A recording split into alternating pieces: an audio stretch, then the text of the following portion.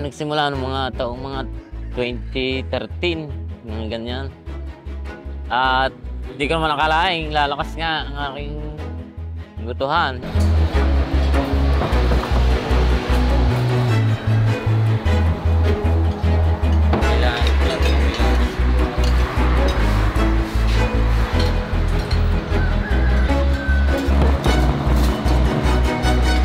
Ako po si Efren Cabralda, tubong Padre Garcia ng Batangas.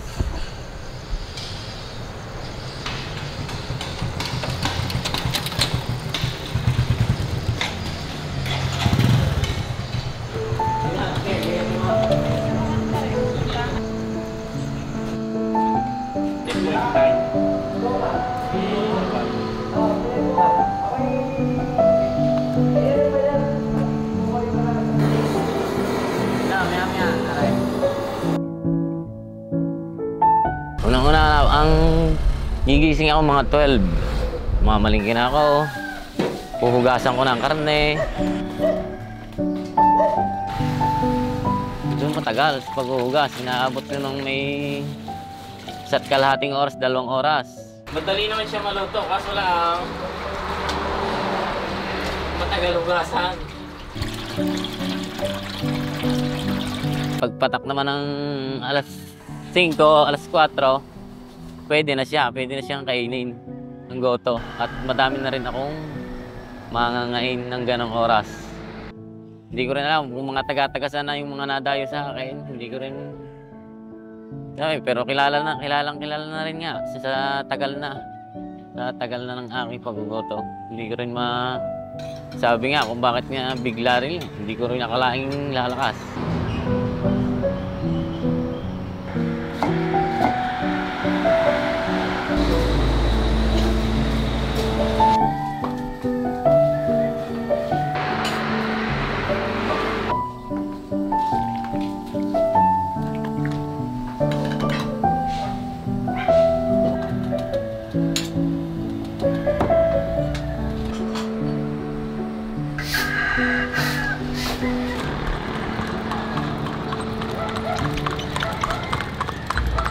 Ang gotong Batangas is purong baka. Ang iba kasi inahaluan nila ng mga kalabaw, baboy, bituka. Dito sa amin sa bayan ng Padre Garcia, purong baka talaga. Yun ang purong goto na tinatawag namin. Gotong Batangas. Isa pa lang kanay. Papasalamat din ako sa mga aking suki. Pang araw-araw sila na lagi ang pabalik-balik lang. Hindi na nananawang kumain ng goto. Goto namin, Gotong Batangas.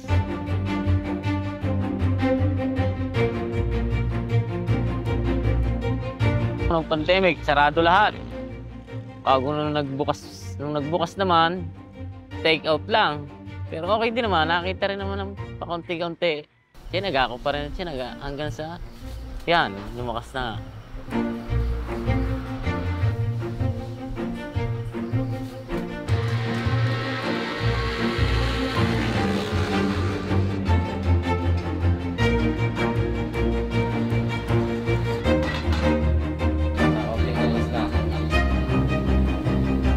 Ang gusto ko lang ay mapagtapos ng pag-aaral lang ay mga anak at makapagpagawa ng isang medyo katamtaman lang na bahay. Hindi naman hinahangad yung malaking bahay.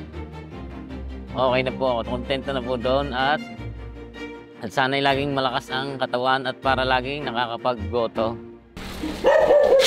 Ayos na, tempado na ito. Wala nang babaguhin dyan. Hintayin na lang lumambot.